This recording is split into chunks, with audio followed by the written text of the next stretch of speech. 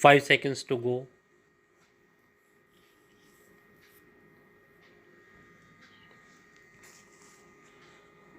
Start.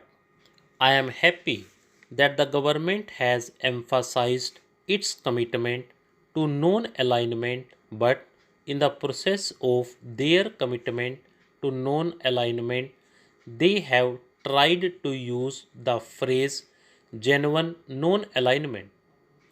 I shall not quarrel with my friend about words, but what is non alignment? Non alignment is not a mantra. Non alignment is the basic fundamental right of every sovereign country. When we are not committed and there is no prior commitment to any power block, we take our decision on what our policy should be on its merits on any given issue. And if this cannot be genuine, it cannot be non alignment. So, to use the word genuine non alignment in a sense is a contradiction in term. In any case, I hope what he means by genuine and what we meant by genuine are the same, and there is no concrete difference in the word. Today, foreign relations do not cover only consular or diplomatic relations. They cover trade, economic development, technological cooperation, and many other things. Foreign relations also fall into different spheres and categories. It is needless for me to point out the importance of our relations with the Soviet Union in many of these fields. Soviet Union has always stood by us in every hour of our crisis and in every problem that we have had to face. This can be said of few other countries, and we recognize this invaluable assistance. I shall not dilate on this. I am sure my friend understands what I am trying to convey. At the same time, I need not emphasize the necessity of our working out economic and developmental relations with the United States, Japan, West Germany, and other Western countries. They have the technology and they have the financial resources to play a leading role in giving assistance to all developing countries. But we have to recognize the complementary nature of any assistance that we can get either from the Soviet Union or from the Western countries.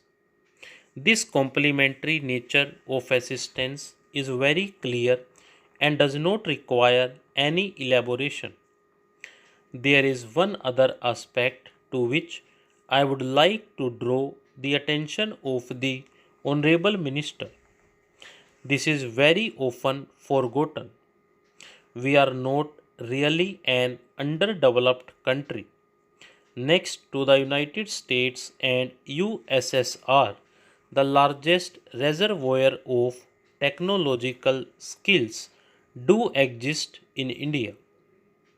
It is unfortunate that we have not been able to utilize fully the technological manpower and trained skills that we have in this country in plenty.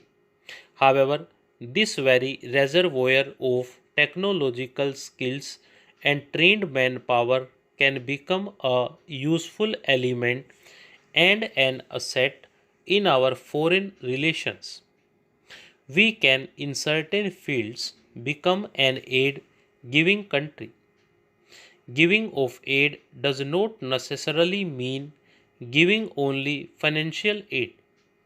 We can very well compete with the so called developed countries in certain fields through the export of our technology and skills, such as in sugar, in cement, in textiles, and in many other fields. In fact, we can probably be more helpful to the less developed countries than the highly developed and complex technologies of the West.